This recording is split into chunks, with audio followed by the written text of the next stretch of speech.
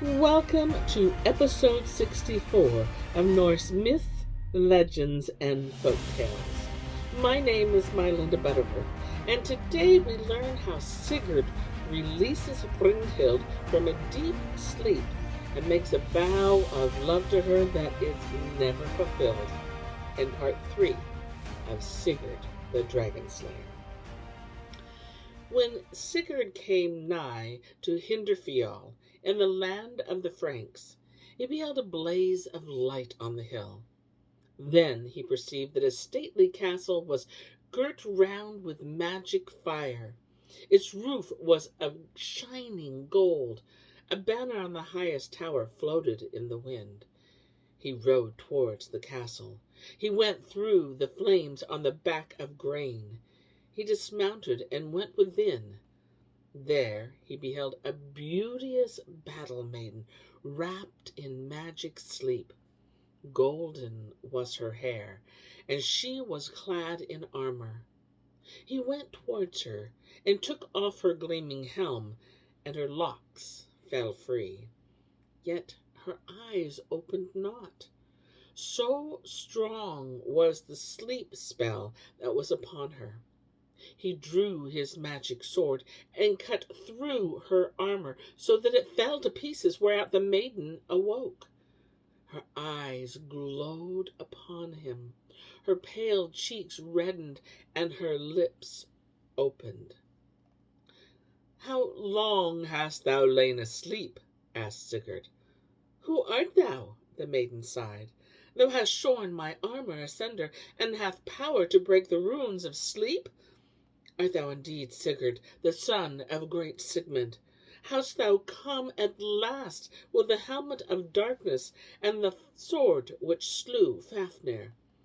Sigurd answered, "I am even Sigurd, the son of Sigmund, and my sword hath shorn thine armor asunder." "None but a Volsung could have done the deed," cried Brynhild, for indeed it was she, the beauteous Valkerie, whom Odin had punished by laying her in a magic sleep because that she had caused to fall in battle those whom he favored. "A Volsung am I," Sigurd answered, "and I have come to thee because thou art so fair and full of wisdom. Fain would I learn of thee." Then Brynhild smiled. She threw back her golden hair and gazed forth upon the world once more.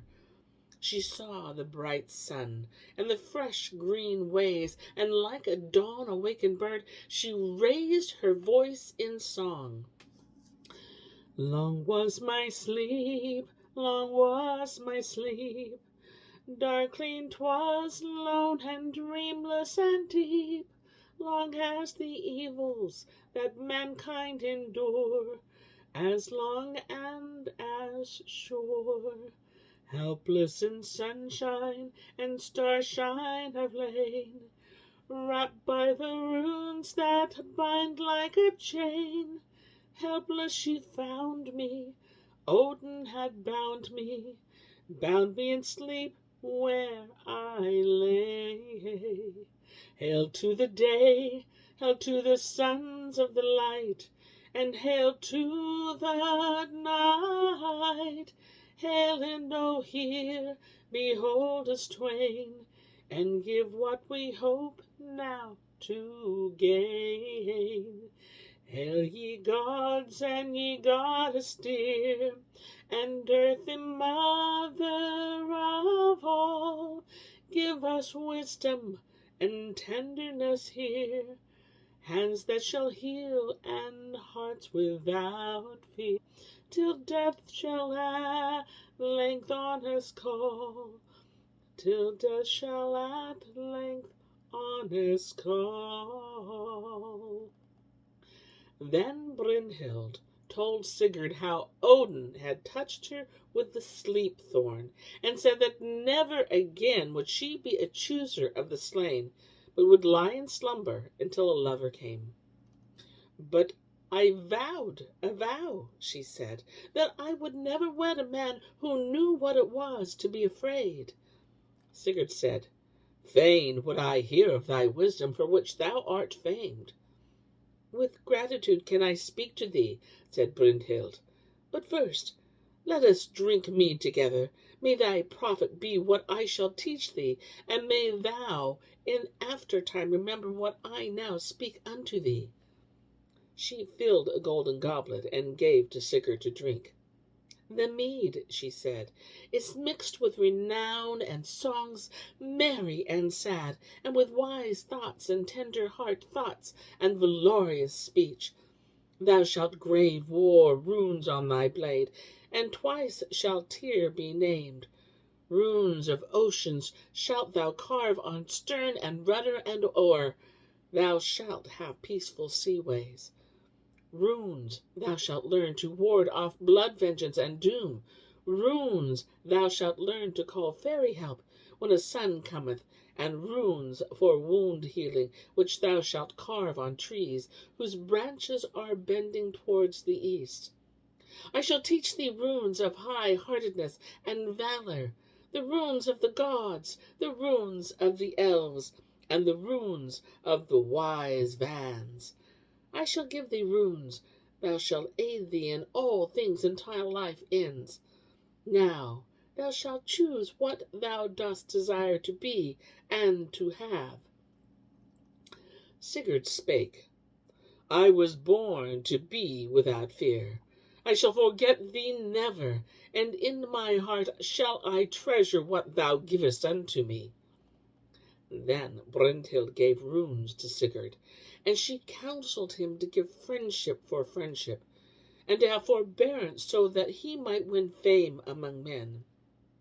Take close account of what is evil, she said. From a maiden's love and a man's own wife wrong may come. Give little heed to those who speak more harshly of others than thy deem they do. Take not advice from men of poor judgment.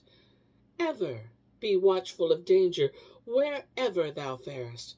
Let not a woman enchant thee in the feasting hall. Heed not the unwise speech of a man who hath drunken deep.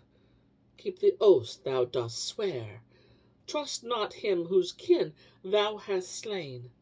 I can not read of thy future right well, nor perceive clearly what shall befall thee, but may evil come not from thy wife's kindred. Sigurd said, None other but thee shall I have for my bride. Brynhild made answer, If it were given me to make choice among all the sons of men, thee alone would I desire to be mine. Sigurd gave to the gold-haired maiden the magic ring which was in Fafnir's hoard. Then did they swear binding oaths together, vowing that they would ever be faithful one to another until life's last loop was spun. Thereafter Sigurd went on his way, for he must needs travel unto the hall of King Giuki. Loving Brynhild he went, but it was doomed that he should break his binding vows, and spurn the golden-haired maiden whom he had rescued from the magic sleep. It was indeed fated that he should drink the draught of forgetfulness, so that new love might enter his heart, for he must needs suffer because of the treachery of another. A warrior of noble seeming was Sigurd, and wondering eyes beheld him as he drew nigh to the dwelling of Giuki. Great was his height, for he had the shoulder breadth of 2 men. Young was he, and very fair. His eyes were blue, and of such brightness that men quailed before him. His nose was high-ridged and bent like an eagle's beak. Broad was his face from cheekbone to cheekbone. His hair was copper-brown, and hung over his shoulder, gleaming in sunshine, and his beard was short and fair. All beholders gazed with mute wonder upon his sword Grane. He was withal fearless and high-hearted, one who loved his friends and was unafraid of any foe. Ever ready was he to give aid to kinsmen and allies. Such eloquence of speech was his that men were drawn towards him. Those who played games near Giuki's hall ceased when Sigurd came nigh. King Giuki greeted him with welcome to his dwelling, and the treasure chests were taken from Grane's back and borne within. The king had for wife the crafty Grimhild, who was a sorceress, and they had a beauteous daughter who was named Gudrun. Their 3 sons were Gunnar, Hogne, and Guttorm. Now, when Grimhild beheld Sigurd, she was taken with desire that he should have her daughter for his bride. And ill pleased was she when she found that his heart was filled with love for Brynhild. It chanced that the 2 maidens dreamed dreams. Brynhild had a vision of Gudrun coming towards her, and on the day that followed Gudrun indeed came in a gold-decked chariot with all her maidens.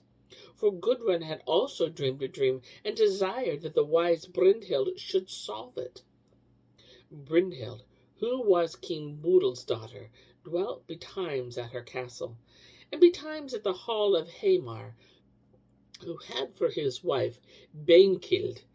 Her brother was King Edil the Mighty.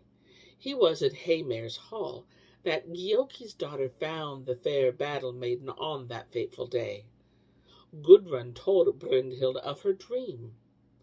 "It seemed," she said, "that we were together in a forest, and I saw a noble stag. Copper-colored was its hair, and we both desired to possess it. But no one save myself alone could reach the stag, and I possessed it, and was made glad. Then thou didst come, Brynhild, and thou didst slay my stag, and I wept bitterly. Thereafter thou didst give me a young wolf, which was red with the blood of my kin." "Alas," Brynhild sighed, "I can read thy dream. Thou shalt marry Sigurd, whom I desire for my lover. A magic drink he shall receive, and he shall turn from me.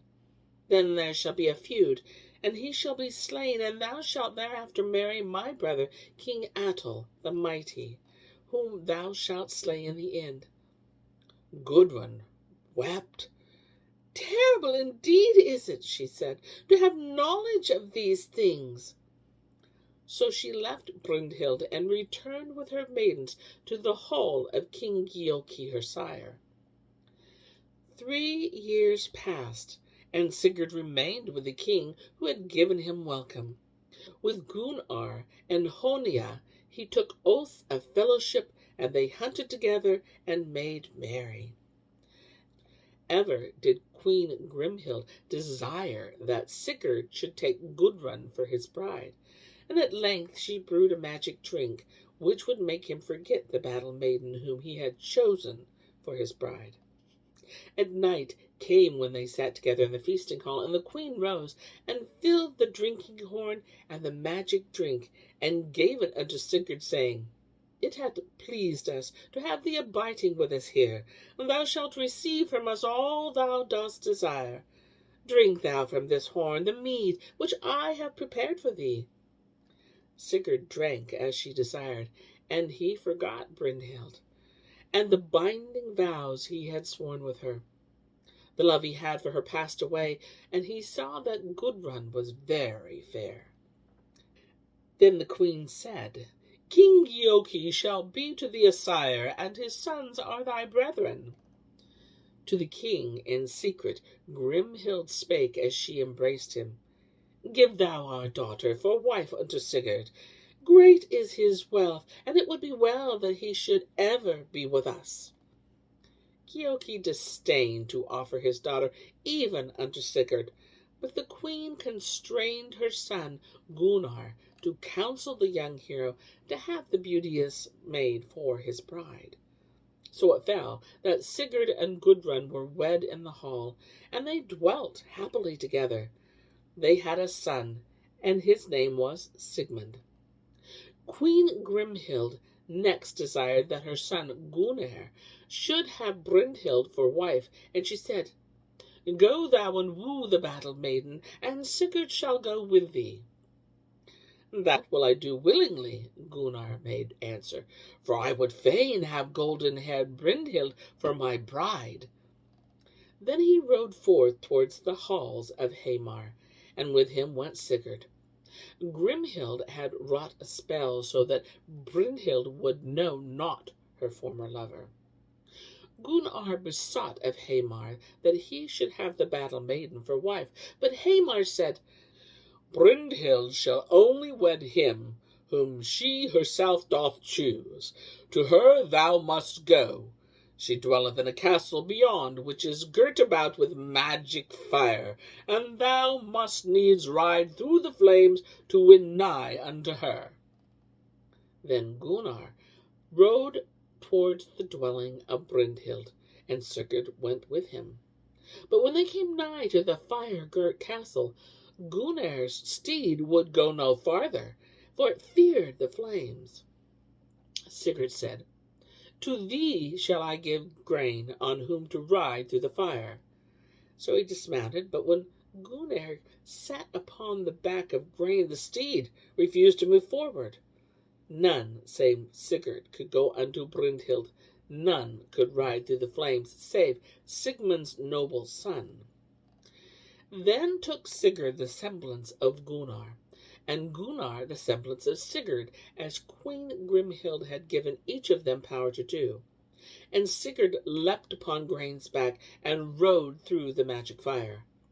Brynhild saw Sigurd coming towards her, and said, Who art thou who hast come through the magic fire? Sigurd answered, My name is Gunnar, son of Giuki. Thee shall I have for my bride, because thou didst vow to marry him who would reach thee through the flames. Thee shall I wed, Brynhild said, if thou shalt promise to slay those who also desire have me for their wife. That shall I promise thee, answered Sigurd, and the battle maiden was well pleased. 3 nights he abode with Brynhild in the castle, and ere he left her she gave to him the ring that was once Andvari's, and had been taken by Sigurd from the hoard of Fafnir, the ring of doom, which was bane to them both. Through the flames once more went Sigmund's great son.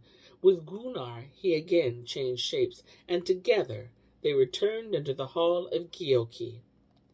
And here is where I end my tale for today. But I'll be back with more tales, many more tales. Until then, my friends, enjoy the journey.